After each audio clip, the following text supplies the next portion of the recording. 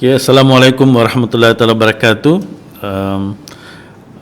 Today we will talk about the importance of debt jubilee ataupun mengapa pelupusan hutang itu penting untuk sesuatu ekonomi sekarang ni, ya, zaman sekarang ni. Why debt jubilee is important is that today's monetary system is actually based on a debt system.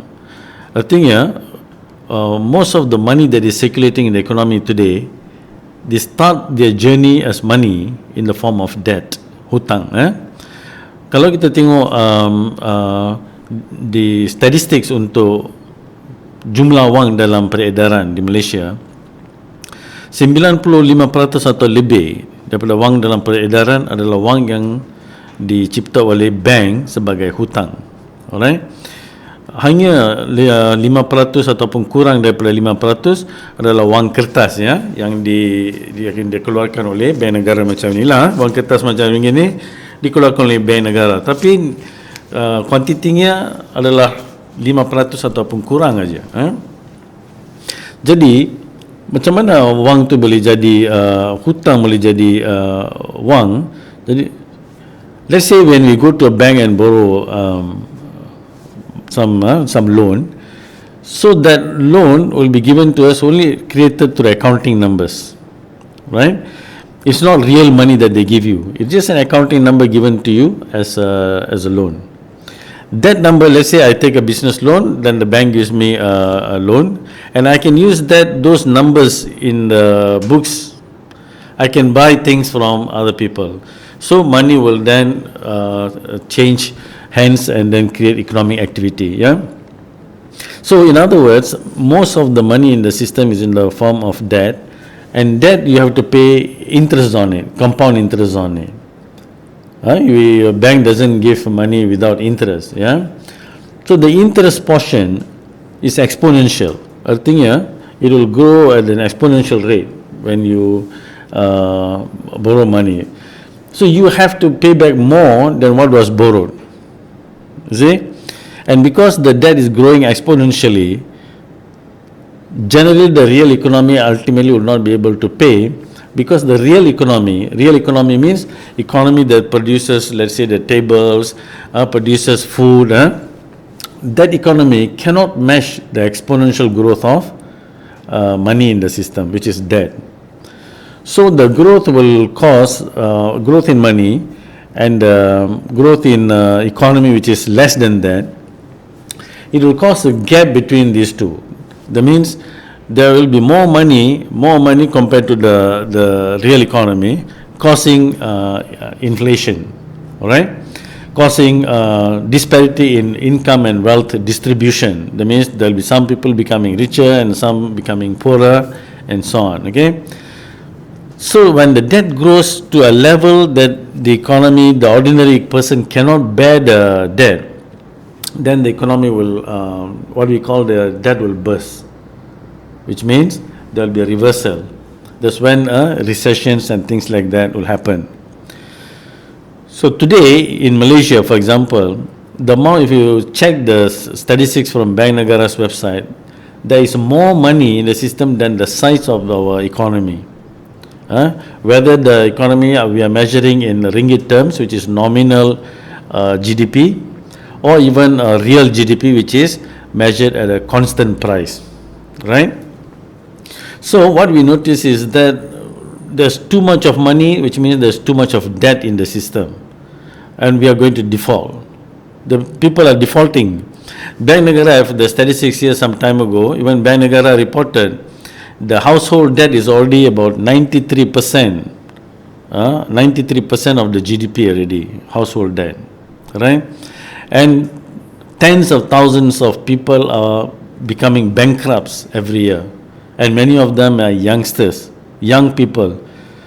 They have not even started life yet, they have already been declared as bankrupt, you know.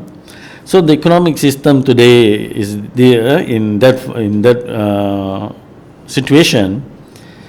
The system needs a reset. A reset is necessary for Malaysia now. Take for example even the recent budget, presented by our finance minister, who is also the prime minister. You know, Malaysian debt is 1.2 trillion now. This is the government debt. 1.2 trillion, we are paying just the interest portion of it, 46 billion. You know, then we need another about 53 billion for development budget, to develop for development. And these two money, to pay the old loan and also to pay for development, the government had to borrow money. The money from hasil, which is from the revenue, is not enough. The money from the hasil or revenue is only enough to pay for the administration cost of the government. So how much is 1.2 trillion? Many people, they can't imagine how much is 1.2 trillion. If you pay 1 million ringgit back every day, which is 365 million ringgit per year, there's a lot of money. But just to pay back the 1.2 trillion, it will take about 3,000 years, more than 3,000 years. So you can imagine how big the Malaysian debt is. So the system is unsustainable, clearly. We cannot go on financing our country's budget by borrowing money to pay back old loan and borrowing money for development. So clearly we are in an unsustainable position. People are suffering. So just today, there is a news that the Prime Minister is saying to allow people put KWSP savings, our EPF savings, as collateral or cagaran to take more loans. So you are going to take more loans by putting that as your KWSP as collateral. And many people don't know that in a debt system like this, it is designed for default. Some people must default because the interest portion of loans that need to be repaid, the interest portion does not exist in the form of money in the system. Okay? So, which means that's very dangerous to allow KWSP as a collateral. People are going to lose more of their KWSP also, which we don't want. So the way to move forward is to give the economy a reset and debt jubilee ataupun pelupusan hutang of both public and private.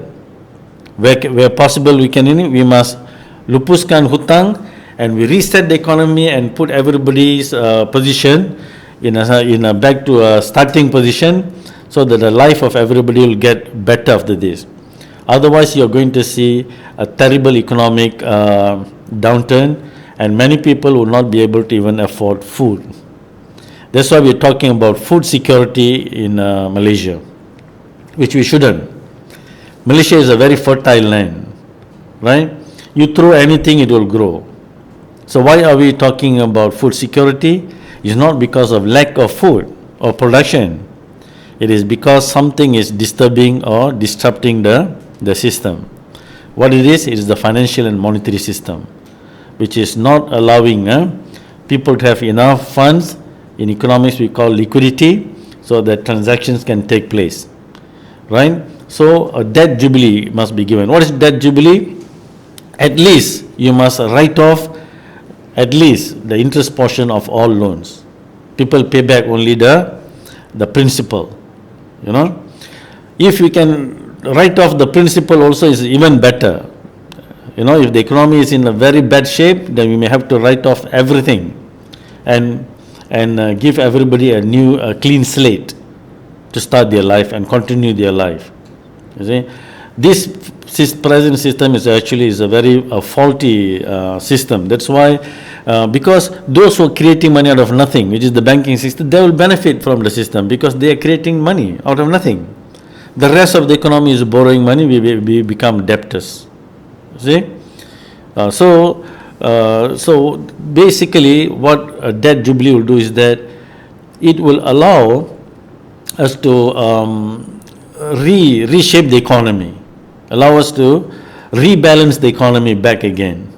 Ibn Khaldun once said that if you want to know when an economy is time for its downfall, the time for a kingdom's downfall, you just go to the market and take a look, and you'll find that a lot of businesses, will be owned by a small number of people.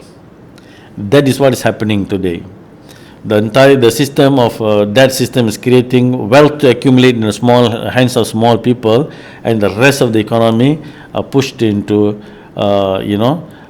basically, slowly into poverty, and the poverty size will be rising.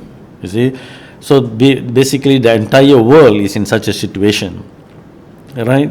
It is a complete failure of this monetary system. So, and the rebalance is necessary, and we need to fight for this from the government to help us, so that the society can continue to move forward. Yeah. So, for example, in those days, historically, debt jubilee is something not, it is commonly done periodically. Because kingdoms and kings, they knew, if you do not give a debt jubilee to the system, then there is a danger their own kingdom will collapse. You see? So they will announce debt jubilee, including in those days even the releasing of or freeing of slaves and so on. Not only debt, but also freeing of slaves. Yeah. So these are the means to actually preserve the kingdom. Yeah? So we have to do that now. Malaysia and many other most countries have come to that situation. We need to give this debt jubilee so that we as a society can reshape ourselves, rebalance ourselves, and continue life as a society. The current monetary system that we are having, when we call it a fiat monetary system. Fiat means there is no backing to the money. It's just pieces of paper. For example, if I take this, 20 ringgit here, you go to Bank Negara, this thing, if you ask for gold, they're not going to give you gold or anything. But in those days, in the olden days, if you take money to the central bank, you can actually redeem for gold, and we call that gold standard. So gold standard or silver standard, where you can redeem for silver, those were the monetary system. If you can redeem for gold and silver, then it's called bimetallism. So the silver, gold and silver played as money in most human civilizations. But other things were also used. For example, salt and other precious metals and so forth. Wheat, barley, and things like that were also used as money. So these are all real things.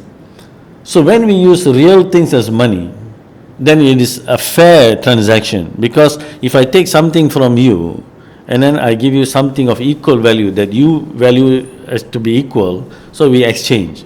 So it's a fair transaction, right? But fiat money is where pieces of paper are given to you, or money that is not backed by any asset, including even electronic money of today. They are not backed by any asset. So that's also fiat money. So we are not allowed to create fiat money because of that, because it's unfair. If I am allowed to create fiat money, I will just create, make a printer, and then I will be able to buy things. So it is made illegal for me to create fiat money. But someone still got to create it. You see? So that's the problem with fiat money, is that it gives an unfair advantage to the first person who uses the money. And that's where all the problem actually starts. Okay, fiat money. So in Malaysia, for example, not many people know, the original ringgit is a 20-gram silver coin. And even the logo, the Kijang logo you find used by Bank Negara, is actually it is a logo that you used to find on the gold coin, the kupang. So you see, in Malaysia also we used gold and silver as money before 1860, when commercial banks were established in the state settlements. They started to print pieces of paper as a ringgit, and that gave them a very unfair advantage. And then you can see what happened to the economy. The economy was overturned. The economic dominance was overturned when pieces of paper were printed as ringgit. Okay, So that is the situation now, and you'll be surprised when we use gold and silver as money, inflation will disappear. Inflation will practically disappear. Why? Because it is basically exchanging real value for real value. It's not that you create value out of nothing like the present system. So temporary price increases can take place, which we cannot call them inflation. For example, let's say we are using gold as money, and there is a flood that destroyed, let's say, the paddy field. So the paddy or rice in that season will go up. In the next season, when the weather is okay, then you will find that the prices will come back to normal again.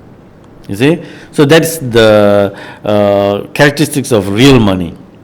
When you back, even the fiat money, if you paper money backed by gold, that's all you will get. So that is the situation of the fiat money of today.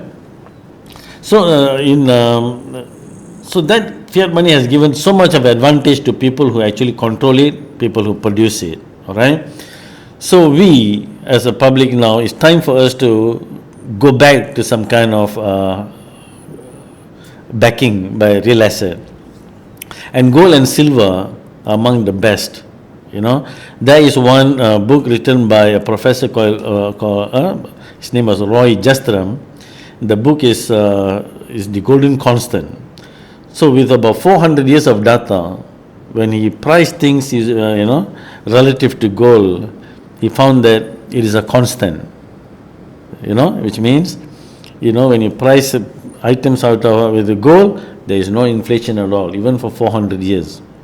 But that's not true for Malaysia, even for ringgit. 1 ringgit today maybe can buy you 1 roti canai. But during my younger days in Malaysia, in Penang, roti canai was only 10 cents. 1 ringgit could buy you 10 roti canais. So within the last 50 years, you can see how the value of the ringgit has gone down. But when pricing in gold, Roy Jastram proved that there is no inflation at all. So we need to bring our economy back to this kind of situation. If not, like you see, the cost of living will continue to rise. Our younger generation will not be able to even easily own a home like the earlier generations, and you will find even the younger generation will find difficulty to even find a job, So these things are all monetary phenomenon. So we need to actually address this monetary issue, which is basically defining what money is. It is important. Defining what money is very important for an economy. All right? Thank you.